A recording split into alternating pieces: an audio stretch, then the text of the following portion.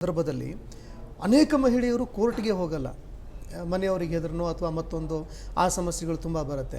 ಹೀಗಾಗಿ ಡೈವರ್ಸ್ ಪಡ್ಕೊಳ್ಳೋದಕ್ಕೆ ಅಥವಾ ದೌರ್ಜನ್ಯಗಳಾಗ್ತಾ ಇದ್ದರೆ ಡೈವರ್ಸ್ ಪಡ್ಕೊಳ್ಳೋದಕ್ಕೆ ಅಥವಾ ಜೀವನಾಂಶ ಪಡ್ಕೊಳ್ಳೋದಕ್ಕೆ ಕಾನೂನಿನಲ್ಲಿ ಇರಬಹುದಾದಂತಹ ಒಂದು ಪ್ರಾತಿನಿಧ್ಯತೆಗಳ ಬಗ್ಗೆ ಹೇಳೋದಾದ್ರೆ, ಈಗ ಕಾನೂನಲ್ಲಿ ಯಾವುದೇ ಥರದಲ್ಲಿ ಎಲ್ಲ 125 ಸೆಕ್ಷನಲ್ಲಿ ಕೇಸ್ ಹಾಕಿ ಅದರ ಬಗ್ಗೆ ಎಲ್ಲವನ್ನ ಮಕ್ಕಳಿಗೆ ಅವಲಂಬಿತರಿಗೆಲ್ಲ ಅಲ್ಲಿ ವಸೂಲು ಮಾಡ್ಕೊಳ್ಬೋದು, ದಾರಿ ಇದೆ ಕಾನೂನಲ್ಲಿ.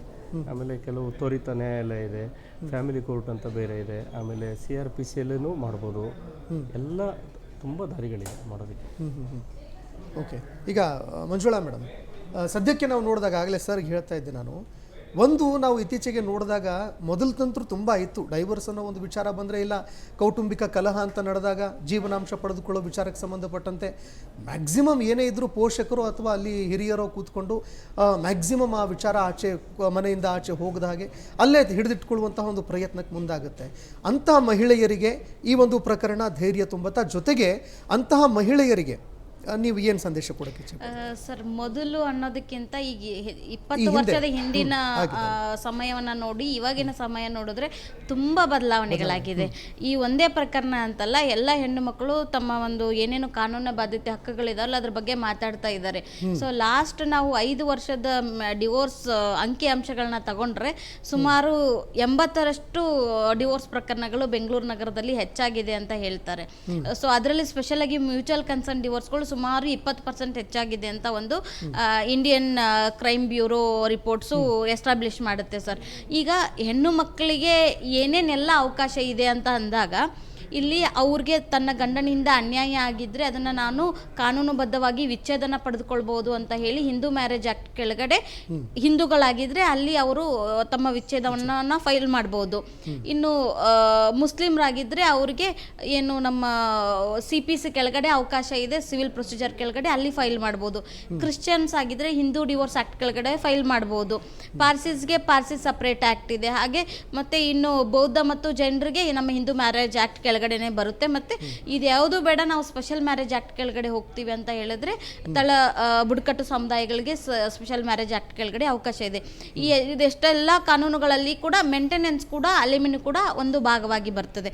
ಹಿಂದೂ ಮ್ಯಾರೇಜ್ ಆ್ಯಕ್ಟ್ ಕೆಳಗಡೆ ಸೆಕ್ಷನ್ 24 ಇಂಟ್ರಿಮ್ ಮೇಂಟೆನೆನ್ಸ್ ಅನ್ನ ನೀವೇನು ಎಲ್ಲ ಪೂರ್ತಿ ಪಿಟಿಷನ್ ಮುಗಿಯೋವರೆಗೂ ಕಾಯಬೇಕಾಗಿಲ್ಲ, ಈ ಡ್ಯೂರೇಷನ್ ಅಲ್ಲಿ ಕೂಡ ನೀವು ಇಂಟ್ರಿಮ್ ಮೇಂಟೆನೆನ್ಸ್ ಕೆಳಗಡೆ ಪಡ್ಕೊಳ್ಬೋದು ಅಂತ ಸೆಕ್ಷನ್ 24 ಹಿಂದೂ ಮ್ಯಾರೇಜ್ ಆ್ಯಕ್ಟ್ ಹೇಳುತ್ತೆ ಸರ್.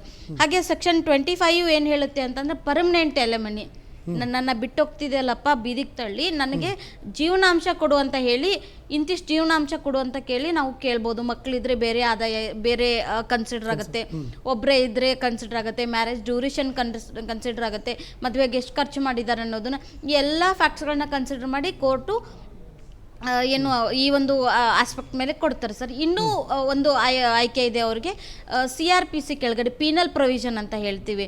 ನೀನೇನಾದರೂ ಕೊಡಲಿಲ್ಲಪ್ಪ ಅಂತ ಹೇಳಿದ್ರೆ ನೀನು ಶಿಕ್ಷೆಗೆ ಹೋಗ್ತೀಯ, ಜೈಲಿಗೆ ಹೋಗ್ತೀಯ ಅನ್ನೋದಕ್ಕೆ ಸೆಕ್ಷನ್ 125 CRPC ಕೆಳಗಡೆ ಮೇಂಟೆನೆನ್ಸನ್ನು ಅವರು ಫೈಲ್ ಮಾಡ್ಕೋಬಹುದು. ಅಲ್ಲಿ ಕೊಡೋದು ತಪ್ಪಿಸಿದ್ರೆ ಅದನ್ನು ಅವ್ರಿಗೆ ವಾರೆಂಟ್ ಮಾಡಿಬಿಟ್ಟು ಜೈಲಿಗೆ ಕಳಿಸುವಂಥ ಸಾಧ್ಯತೆಗಳಿದೆ ಸರ್. ಇದೇ ಪ್ರಕರಣದಕ್ಕೆ ಇದೇ ವಾರದಲ್ಲಿ ನಾವು ಕರ್ನಾಟಕ ಉಚ್ಚ ನ್ಯಾಯಾಲಯದಿಂದ 2 ಜಜ್ಮೆಂಟ್ಗಳನ್ನ ತಗೊಂಡ್ವಿ. ಒಂದು 2-3 ದಿನದ ಹಿಂದೆ BHL ಎಂಪ್ಲಾಯಿದೊಂದು ಜಜ್ಮೆಂಟು ಜಸ್ಟಿಸ್ N ರಾವ್ ಅವ್ರದ್ದೊಂದು ಜಜ್ಮೆಂಟ್ ಪಾಸ್ ಆಯಿತು ಬೆಂಗಳೂರು ಬೆಂಚಿಂದ. ಅವ್ರೇನು ಹೇಳ್ತಾರಂತ ಹೇಳಿದ್ರೆ, ಪತ್ನಿ ಜೀವಿತವರೆಗೂ ಕೂಡ ನೀವು ತಿಂಗಳ 15,000 ಸಾವಿರ ಜೀವನಾಂಶ ಕೊಡಬೇಕು ಅಂತ ಹೇಳಿ 2 ದಿನದಿಂದ ಪತ್ರಿಕೆಗಳಲ್ಲೆಲ್ಲ ಬಂತು. ನಮ್ಮ ಜಜ್ಮೆಂಟ್ ಕೂಡ ನಮ್ಮ ಕರ್ನಾಟಕ ಉಚ್ಚ ನ್ಯಾಯಾಲಯ ಪಾಸ್ ಮಾಡ್ತು. ಅಲ್ಲಿ ಏನು ಕನ್ಸಿಡರ್ ಮಾಡಿದ್ದಾರೆ ಅಂತ ಹೇಳಿದ್ರೆ, ಆ ಹೆಣ್ಮಗಳಿಗೆ 2 ಮಕ್ಕಳಿದ್ದಾರೆ, ಆ 2 ಮಕ್ಕಳನ್ನ ತಾಯಿ ಸಪೋರ್ಟಿಂದ ಬೇರೆ ಬೇರೆ ಸಾಲ ಮಾಡಿಬಿಟ್ಟು ಮದುವೆ ಮಾಡಿದಾಳೆ, ಇನ್ನೂವರೆಗೂ ಕೂಡ ಮೇಂಟೆನೆನ್ಸ್ ಕೊಡೋದಕ್ಕೆ ಸತ್ತಾಯಿಸಿದ್ದಾನೆ. ಕೊನೆಗೆ ನಮ್ಮ ಉಚ್ಚ ನ್ಯಾಯಾಲಯ ಕನ್ಸಿಡರ್ ಮಾಡಿರೋದೇನು ಅಂತ ಹೇಳಿದ್ರೆ, ಇಷ್ಟು ವರ್ಷ ಪೆಂಡಿಂಗ್ ಇರೋದನ್ನೆಲ್ಲ ದುಡ್ಡು ಕೊಟ್ಬಿಟ್ಟು ಈ ತಿಂಗಳ ಅವಳ ಜೀವಿತವರೆಗೂ ಮೇಂಟೆನೆನ್ಸ್ ಕೊಡು ಅಂತ. ಯಾಕಂತ ಹೇಳಿದ್ರೆ ಅವಳು ಇನ್ನೊಂದು ಮದುವೆ ಆಗೋಕ್ಕೆ ಅವಕಾಶ ಇಲ್ಲ, ದುಡಿಯೋ ಶಕ್ತಿ ಇಲ್ಲ, ಆರೋಗ್ಯ ಹಾಳಾಗಿದೆ, ಮಕ್ಕಳೆಲ್ಲ ಮದುವೆ ಆಗಿದ್ದಾರೆ. ಇಂಥ ಪರಿಸ್ಥಿತಿಯಲ್ಲಿ ಗಂಡನ ಬಾಧ್ಯತೆ ಅವಳನ್ನು ಸಲುವುದು. ಯಾಕಂದರೆ ಮೇಂಟೆನೆನ್ಸ್ ಇಟ್ ಈಸ್ ಒಂದು ಗೌರವದ ಪ್ರತೀಕ ಸರ್. ಅದು ಯಾರಿಗೋ ನಾನೇನೋ ಭಿಕ್ಷೆ ಕೊಡ್ತಿದ್ದೀನಿ ಅಂತಲ್ಲ, ಒಂದು ಕಾನೂನುಬದ್ಧವಾಗಿ ಒಂದು ಸಂಪ್ರದಾಯಬದ್ಧವಾಗಿ ಮದುವೆ ಆಗಿ ಯಾವುದೋ ಒಂದು ಉದ್ದೇಶದಿಂದ ಆ ಮದುವೆಯಿಂದ ಹೊರಗೆ ಹೋಗ್ತಿದ್ದೀನಿ ಅಂತಂದರೆ ಅದಕ್ಕೆ ಕಾಂಪನ್ಸೇಟ್ ಮಾಡಿ ಹೋಗು ಅಂತ ನಾವು ಸಿಂಪಲ್ ಆಗಿ ಮೇಂಟೆನೆನ್ಸ್ ಟರ್ಮನ್ನು ಯೂಸ್ ಮಾಡೋದಾದರೆ. ಅದೇ ರೀತಿಯಾಗಿ ಇನ್ನೊಂದು D V provision, domestic violence act ಕೆಳಗಡೆ ಮಾನಿಟರಿ ಬೆನಿಫಿಟ್ಸ್ ಇದೆ. ಸೆಕ್ಷನ್ 20 ಇಂದ 24 ಕೆಳಗಡೆ ಅಲಿಮಿನಿ ಕೇಳ್ಬೋದು, ಮೇಂಟೆನೆನ್ಸ್ ಕೇಳ್ಬೋದು, ಪ್ರೊಟೆಕ್ಷನ್ ಆರ್ಡರ್ ಕೇಳ್ಬೋದು. ಈ ಎಲ್ಲ ಅವಕಾಶಗಳು ಹೆಣ್ಮಕ್ಳಿಗಿದ್ದಾವೆ. ಸರಿಯಾದ ಕಾನೂನಿನ ಸಲಹೆ ಪಡ್ಕೊಂಡು ಅವ್ರು ಏನಾದರೂ ಕಾನೂನಲ್ಲಿ ಪಿಟಿಷನ್ ಏನಾದರೂ ನ್ಯಾಯಾಲಯಗಳ ಮುಂದೆ ಪಿಟಿಷನ್ ಹಾಕಿದ್ರೆ ಖಂಡಿತ ಇವತ್ತಲ್ಲ ನಾಳೆ ನ್ಯಾಯಾಲಯಗಳು ಅವ್ರ ಜೊತೆಗೆ ನಿಂತ್ಕೊಳ್ತವೆ. ಕಾರಣ ಏನು ಅಂತ ಹೇಳಿದರೆ ಇಲ್ಲಿ ಅನ್ಯಾಯ ಆಗಿರೋದು ಹೆಣ್ಮಕ್ಳಿಗೆ. ಓಕೆ ಮೇಡಮ್, ಹುಬ್ಬಳ್ಳಿಯಿಂದ ಸುವರ್ಣ ಅಂತ ಹೇಳೊಬ್ರು ಕಾಲರ್ ಜಾಯ್ನ್ ಆಗಿದ್ದಾರೆ ನಮ್ಮ ಜೊತೆಗೆ. ಸುವರ್ಣ ಮೇಡಮ್ ನಮಸ್ಕಾರ. ಹಲೋ, ಕೇಳಿಸ್ತಾ ಇದೆಯಾ madam? Sir Benakanahalli. Hello hello, Benakanahalli sir. ಹಾಂ ಮೇಡಮ್ ಹೇಳಿ ಹೇಳಿ, ಕೇಳಿಸ್ತಾ ಇದೆ ಹೇಳಿ. ಸರ್ ನಮಗಿಲ್ಲಿ ಹೊನ್ನಾಳಿ ತಾಲೂಕಿನಲ್ಲಿ ಈಗ 5 ವರ್ಷ ಸರ್. ಹ್ಞೂ ಮಗಳದೊಂದು ಡೈವರ್ಸಿಂಗ್ ಕೇಸಿಗೆ ಹಾಕಿ ಸರ್ ನಾವು ಗಂಡ ಬೇಕು ಅಂತ ಹೇಳಿ ಮೇಂಟೆನೆನ್ಸ್ ಸರಿಯಾಗಿ ಕೊಡ್ತಾ ಇಲ್ಲ ಸರ್. ಹ್ಞೂ ಸರ್ 3,000 ಆದ್ರೆ ಆಗಿದ್ರೆ ಮಗುಗೆ ತಾಯಿಗೆ ಬರೀ 3,000 ಮಾಡಿದೆ ಸರ್. ಹ್ಞೂ ಅದನ್ನು ಸರಿಯಾಗಿ ಕೊಡ್ತಾ ಇಲ್ಲ ಸರ್. 2,000 ಕೊಡೋದು, 1,000 ಕೊಡೋದು ಮಾಡ್ತಿದ್ದಾರೆ ಸರ್. ಹ್ಞೂ ಹ್ಞೂ ಆಮೇಲೆ ಜಡ್ಜ್ ಸರ್ ಏನು ಹೇಳ್ತಾ ಇಲ್ಲ. ಲಾಯರ್ 4 ಜನ ಲಾಯರ್ ಚೇಂಜ್ ಮಾಡಿದ್ವಿ ಸರ್. ಏನ್ ನ್ಯಾಯನೇ ಸಿಗ್ತಾ ಇಲ್ಲ ಸರ್ ನಮಗೆ. ಹ್ಞೂ ಹ್ಞೂ ಅದಕ್ಕೆ ಸರ್ ಈಗ ಏನ್ ಮಾಡೋದು ಅಂತ ಗೊತ್ತಾಗ್ತಾ ಇಲ್ಲ. ಈಗ 5 ವರ್ಷ ಸರ್ ಅದೇ. ಓಕೆ ಮೇಡಮ್, 5 ವರ್ಷ ಆಯಿತು. 3,000 ಏನೋ ಕೊಡಬೇಕು ಅಂತೇಳಿ ಆದೇಶ ಮಾಡಿದ್ದಾರೆ ಅಂತ ಹೇಳ್ತಾ ಇದ್ದಾರೆ. ಸೊ ಇದನ್ನು ಯಾವ ರೀತಿ ಅವ್ರು ನಿಭಾಯಿಸ್ಬೋದು? ಹಾಂ, ಉತ್ತರ ಕೊಡಿ ಮೇಡಮ್. ಯಾವ ನ್ಯಾಯಾಲಯದಲ್ಲಿ ನೀವು ಪಿಟಿಷನ್ ಹಾಕ್ಕೊಂಡಿದ್ದೀರಿ ಇವಾಗ? ಸರ್ ಮೇಂಟೆನೆನ್ಸ್ ಇಂದು, ಆಮೇಲೆ ಡೈವರ್ಸ್ ಕೇಸ್ ನಾವು ಮೇಂಟೆನೆನ್ಸ್ ಏನು CRPC ಸೆಕ್ಷನ್ 125 ಆ ಪ್ರೊವಿಷನ್ ಕೆಳಗಡೆ ಹಾಕೊಂಡಿದ್ದೀರಾ? ಹಿಂದೂ ಮ್ಯಾರೇಜ್ ಆಕ್ಟ್ ಸೆಕ್ಷನ್ 24 ಕೆಳಗಡೆ ಹಾಕೊಂಡಿದ್ದೀರಾ? ಡಿವೋರ್ಸ್ ಹಾಕಿದಾರಾ ನಿಮ್ಮ ಮಗಳು? ಹಾಂ ಮೇಡಮ್, ಕೇಳಿಸ್ತಿದ್ಯಾ? ಡಿವೋರ್ಸ್ ಹಾಕೊಂಡಿದ್ದೀರಾ? ಮೇಡಮ್ ನಾವು ಡಿವೋರ್ಸ್ ಹಾಕೊಂಡಿಲ್ಲ, ಬರೀ ಮೇಂಟೆನೆನ್ಸ್ ಹಾಕಿದ್ದೀರಾ? ಮೇಂಟೆನೆನ್ಸ್ ಯಾವ ಪ್ರೊವಿಷನ್ ಕೆಳಗಡೆ ಹಾಕಿದ್ದೀರಮ್ಮ?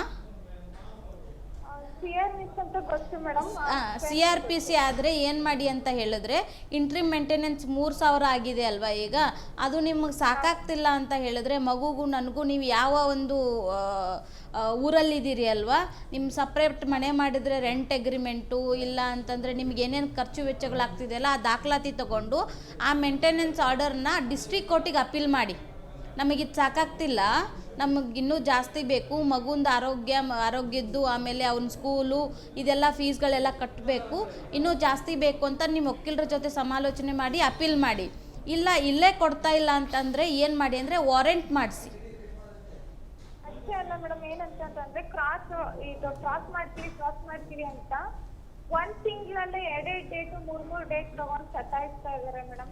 ಅಲ್ಲ, ಅದನ್ನೇ ನಿಮ್ಮ ವಕೀಲರು ಏನು ಮಾಡಬೇಕು ಅಂದರೆ ಕೋರ್ಟಿಗೆ ಹೇಳಬೇಕು, ಏನು ಸಮಸ್ಯೆ ಆಗ್ತಿದೆ, ನಿಮಗೇನು ತೊಂದರೆ ಆಗ್ತಿದೆ, ಯಾಕೆ ಡೇಟ್ ಹೋಗ್ತಿದೆ ಅನ್ನೋದನ್ನು ನಿಮ್ಮ ವಕೀಲರು ಕೋರ್ಟ್ ಮುಂದೆ ಹೇಳಬೇಕು.